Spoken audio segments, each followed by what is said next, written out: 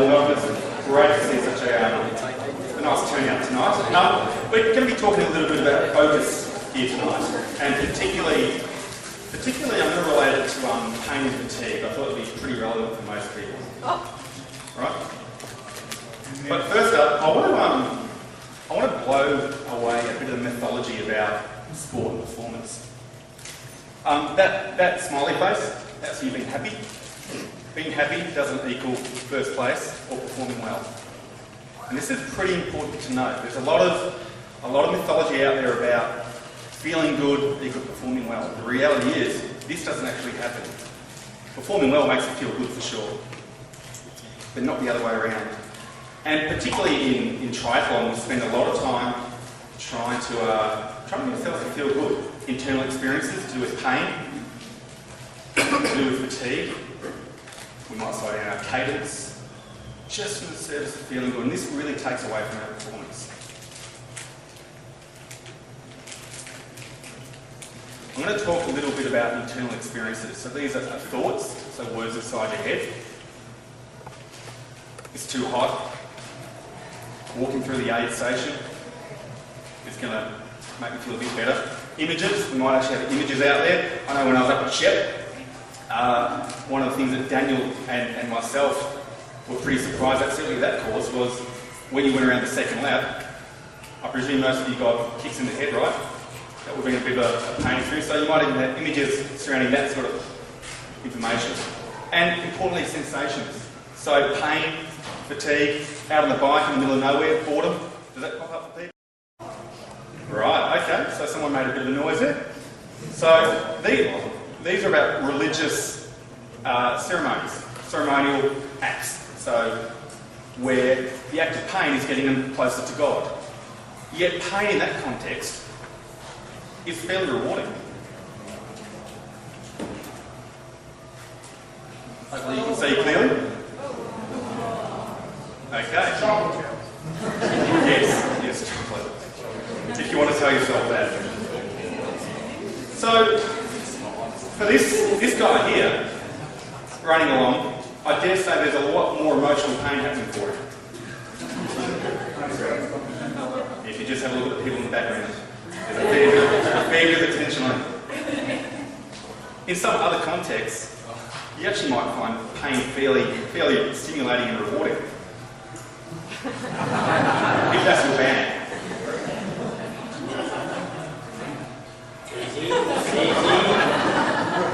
Blue comes to mind. Blue? Yeah, blue. How are we going with the wasabi peas? Right at the back? Are the people at the back got them? Sweet. Alright. So what I want to talk about is something called mindfulness. But particularly I'm going to start off with being mindless. And this is often what happens in life, but certainly in triathlon. And it occurs when we're not presently focused, we behave according to the way we think and we feel, particularly with the pain and fatigue experience. So it's something fairly aversive. And it's human nature to really try and push it away. We don't want to deal with it, which is why we drop off in intensity, right? All in the service of feeling good in the short term. So we get taken to memories, our attention changes, and this might be to do with boredom, as I said earlier, getting caught up in what you need to do later on today, how's the race going, look at these pretty people passing me, that's really, really frustrating me, etc. All these thoughts that pop up constantly, images.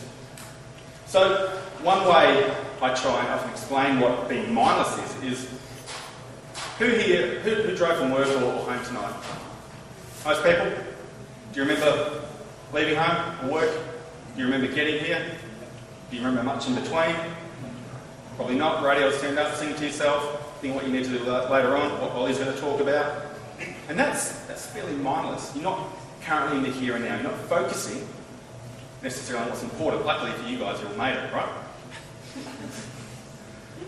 Being mindful, which is where we're going to head to shortly with the Wasabi P, is the observing of your internal experiences as they happen on purpose and, importantly, without judgment.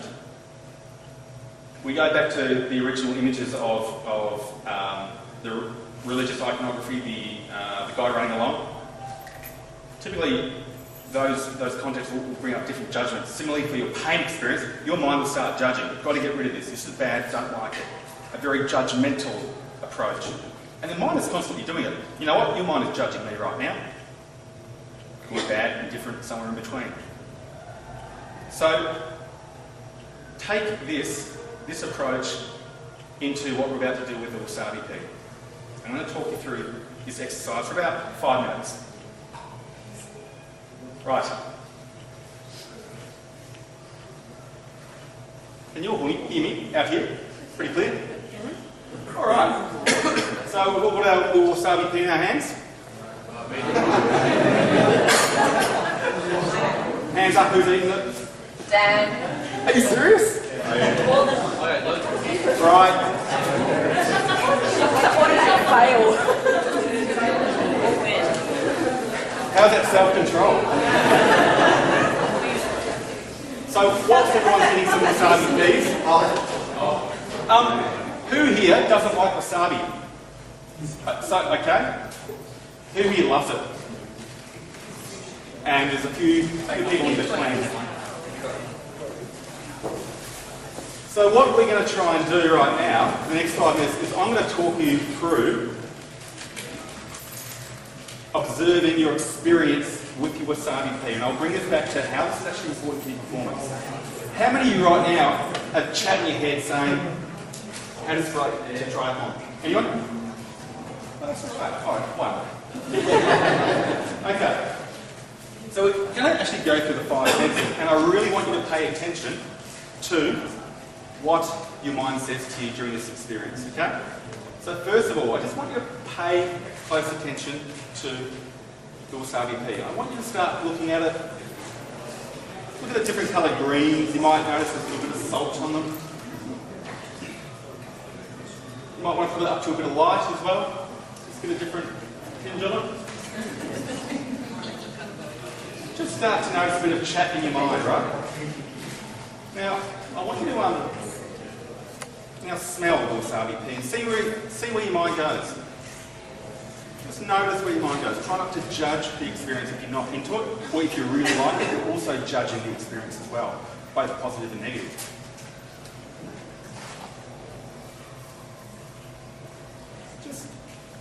Just notice it in your fingers. Feel the crustiness of it. Okay, we like the word crusty. Really notice what your mind does now. I want you to listen to wasabi.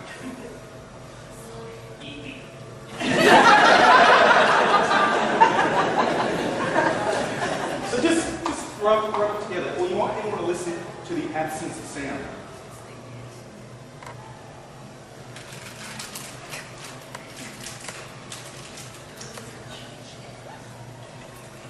Okay, now I want you to actually put it in your mouth. Those that you've already eaten, don't bite down on it yet. Okay? I just want you to put it in your mouth and notice what your mind does, particularly if you don't or you do like them. Just see how quickly your mind starts to judge the experience. So we're using this as an analogy for your pain or your fatigue experience, something a little bit aversive for most people.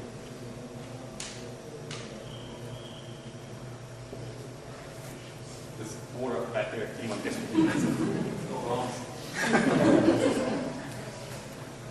Now, whenever you're ready, I want you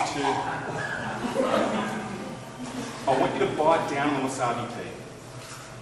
And don't swallow, but I want you to notice the urge to swallow.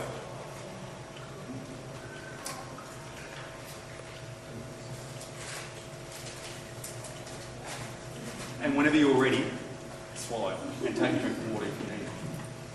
And notice that actually one wasabi pea heavier.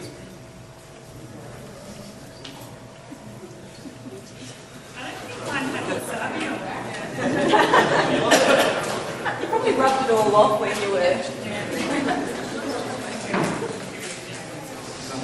So if we come back to your pain experience and your fatigue experience, we have pretty little control over them, particularly when we're pushing our bodies. And we often get caught up during the race, during training, in a struggle, trying to make ourselves feel better, thinking positively, distracting ourselves, and often the same experiences keep coming back, right? So every time we try and struggle with them, every time we try to control them, if they keep coming back, where's our focus? Is it actually on what we need to be doing? Which is behaviours? The answer is probably up in your head. You're not probably focusing on what you need to focus on in the moment, which counts. Time and time again during the course of your triathlon.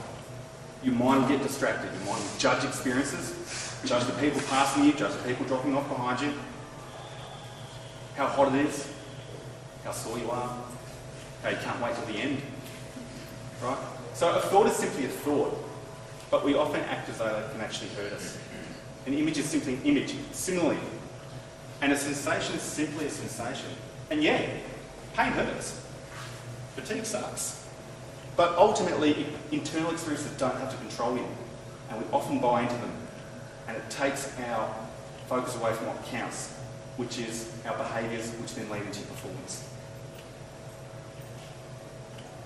So as I said, we often get caught up in this common mistake of trying to avoid uncomfortable internal experiences, pain, fatigue, distress, sadness, otherwise. So the control strategies of trying to push things away when we're in that judgmental mind, this is bad, got to make myself feel good, slow down, in cadence or running. Yeah. It takes up a lot of time, takes up a lot of energy, and you can actually get caught up in a bit of internal chat. Why do I feel like this? Does that ever happen to some people? Yeah? Okay. So these strategies actually decrease your uncomfortable internal experiences in the short term, actually lower your try experiences in the long term, if you're outcome focused. So, a bit like what we're doing with Wasabi P, we're not trying to change the experience. So if you didn't like Wasabi P, bad, we're not trying to push it away, you're just trying to observe it. You're not trying to push away negative thoughts, but you're trying to view your thoughts in a different way, give them less attention, particularly if pain and fatigue experience, reducing their influence on your performance. So it's a bit of counterintuitive thinking here. And this is a nice little image. Humans typically caught up, trying to deal with stuff, and an animal just focusing on what counts. Beautiful background. Thank you very much, guys.